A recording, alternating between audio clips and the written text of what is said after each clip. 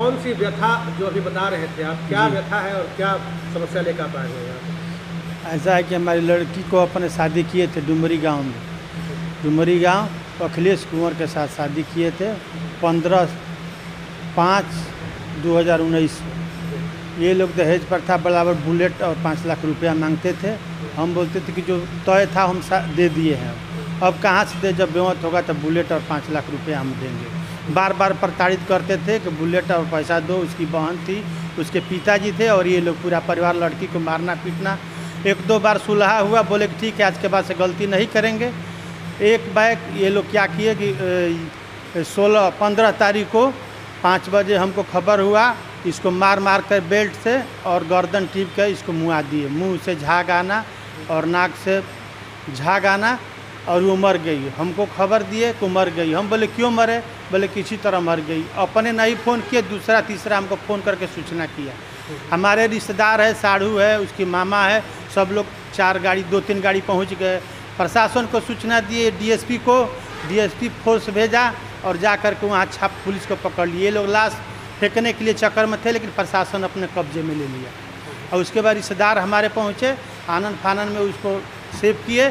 2-2:30 बजे पुलिस प्रशासन अपना कब्जे में लेकर वो बक्सर हॉस्पिटल में रेफर कर दिया। वहीं चिराई उराई हुआ, अभी तक कोई रिपोर्ट आया नहीं मेडिकल का। प्रशासन भी कुछ डीएसपी के पास ईमेल किए हैं और स्पीड पोस्ट भी किए हैं। स्पीड डीएसपी डीजेपी प्रशासन के यहाँ भी दौड़ रहे, कोई कुछ कार्रवाई नहीं हो रहा है। सब इसी तरह गोल गोल घुमा रहे हैं, पैसा लेकर के बैठे हुए हैं, कोई अभी तक कोई कार्रवाई नहीं है।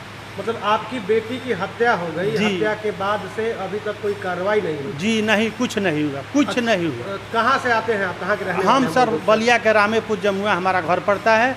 हम बलिया के रहने वाले। आने जाने में हमको लेट हो जा रहा है, परेशानी हो रहा है, लेकिन ये लोग कुछ नहीं कर रहे हैं। प्रशासन एकदम नील है। आपका परिचय? मेरा नाम जितेंद्र कुमार पांडे, मेरी वो लड़की है दिव्या पांडे है। तो उसका कोई नहीं, अकेले बस वो लड़का है, उसका देवर और कोई कुछ नहीं है। बस लड़का, माँ, पिता और बहन, 4 आदमी है। यही मिल करके उसका जान लिए हैं चारों। जान माल का भी डर है कि अगर नहीं सुलह करोगे तो तुमको उड़ा देंगे। धमकी दे रहे हैं? धमकी भी दे रहे हैं। इसकी शिकायत की आपने पुलिस से? पुलिस से बोले हैं, एप्लीकेशन भी दिए हैं, देखिए क्या हो रहा है। अभी तक बोले हैं कि चार्जशीट लग जाएगा, गिरफ्तारी करने के लिए कल ही बोले हैं। तो बोले हैं ठीक है 2-4 दिन में कर रहे हैं, देख रहे हैं। धन्यवाद। अच्छा, आप चर्चित अधिवक्ता हैं और लगातार आप जनहित से जुड़े मुद्दों पे काम करते हैं। ये जो मामला आपके यहाँ आया है, क्या मामला है और क्या इसमें दिक्कतें आ रही हैं? मामला ये है कि प्रथम दृष्टया यह मामला दहेज हत्या का है। जैसा कि पीड़िता के पिता जितेंद्र पांडे के द्वारा बताया गया कि इनकी बेटी की शादी हिंदू रीति रिवाज के अनुसार 17/5/19 को डुमरी के अखिलेश कुमार के साथ हुआ था। शादी के 2.5 साल बीतने के बाद उन दोनों के कुशल दाम्पत्य जीवन से 10 महीने के बच्चे हैं और उनके द्वारा जो भी डिमांड था, जो भी मांग थी, इन्होंने अपने सामर्थ्य के अनुसार पूरा किया। किंतु बीच में इनके द्वारा बताया गया कि उन लोगों के द्वारा एक बुलेट मोटरसाइकिल और 5 लाख रुपया की मांग की जाने लगी। इनके द्वारा इन लोगों से आग्रह किया गया, अपने हित मित्र रिश्तेदार नातेदारों के साथ पंचायती की गई कि मैं अपने सामर्थ्य के अनुसार जो भी सामर्थ्य था, जो भी आपकी मांग थी, मैंने दिया है। अब हम देने में सक्षम नहीं है, अगर भविष्य में मेरे पास वैसा सामर्थ्य होगा तो मैं दूंगा।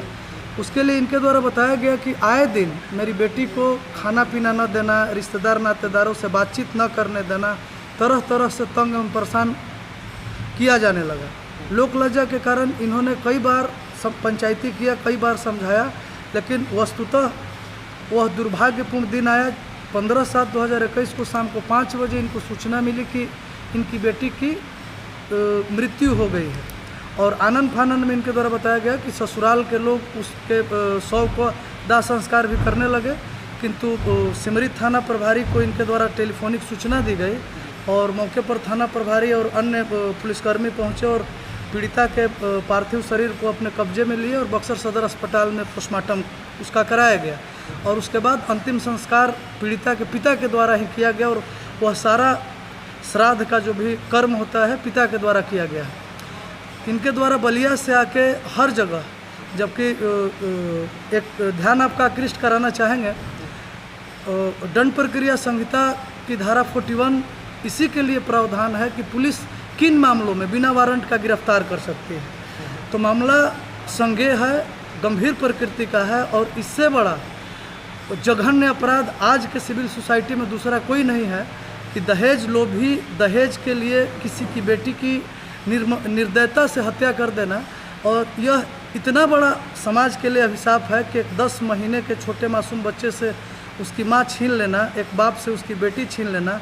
और आज हम सोसाइटी में बहुत तरह की बात करते हैं, सरकार का मुहिम है कि बेटी बचाओ बेटी पढ़ाओ और नारी सशक्तिकरण की बात करते हैं, लेकिन बात जब पर्दे के पीछे की आती है, पर्दे के आगे, तो बहुत सारी चीज़ें कही जाती है कि हम बेटियों के लिए वो करेंगे, बेटियों के लिए वो, तरह तरह की बातें बताई जाती हैं। लेकिन आज एक पीड़ित बुजुर्ग बाप अपनी बेटी को न्याय दिलाने के लिए दर दर की ठोकरें खा रहा है। और जैसा कि इनके द्वारा बताया गया कि सेमरी थाना कांड संख्या 223-21 के नामित अभियुक्त खुलेआम घूम रहे हैं। और इससे बड़ा दुर्भाग्यपूर्ण क्या हो सकता है कि इतना जघन्य अपराध है जहां दंड प्रक्रिया संहिता यह प्रावधान करती है कि बिना वारंट के ऐसे अभियुक्तों को अविलंब गिरफ्तार करना चाहिए, वहां अभियुक्त खुलेआम घूम रहे हैं और पीड़िता को तरह तरह की धमकी दे रहे हैं। और कभी भी पीड़िता के परिवार के साथ और पीड़िता के साथ कोई अप्रिय घटना कारित कराया जा सकता है। ऐसी स्थिति में जिला प्रशासन से हमारा करबद्ध प्रार्थना होगा कि इन चीज़ों को आपका सुपरविजन होता रहेगा, बाकी जो चीज़ें हैं होती रहेगी। ऐसे में तो पर्याप्त मौका है, उक्तवाद के नामित अभियुक्तों को साक्ष्य को टेम्पर कर सकता है, किसी भी तरीके से न्याय को प्रभावित कर सकता है। सेकेंड प्रिंसिपल ऑफ लॉ है कि विलम्ब से न्याय मिलना और न्याय नहीं मिलने के बराबर है। तो मामला अपने आप में बहुत ही संगीन है। इससे संगीन मामला आज के समाज के लिए दूसरा कोई नहीं हो सकता है कि जहां हम बेटियों को चांद पर जाना देखना पसंद करते हैं, हम बेटियों को पुरुष से कंधा मिलाकर हमारे समाज में जो उनका योगदान है वहां हम अपनी बेटियों को सुरक्षा और न्याय नहीं दिला पा रहे हैं। तो इसमें कहीं ना कहीं हमारी और आपकी और जिला प्रशासन की या हर एक तरह के उस प्रशासनिक व्यवस्था की सबसे बड़ी कमी है। क्या मांग करेंगे? मांग यही है कि पीड़िता को न्याय मिले, उक्तवाद का निष्पक्ष जांच हो। अगर लगता है कि नहीं स्थानीय पुलिस मेल में हो तो कोई स्वतंत्र जांच एजेंसी से इस पूरे मामले की जांच कराया जाए और अविलंब अभियुक्तों की गिरफ्तारी सुनिश्चित की जाए। मैं Rajiv Kumar Rai, active lawyers law forum, civil court Buxar.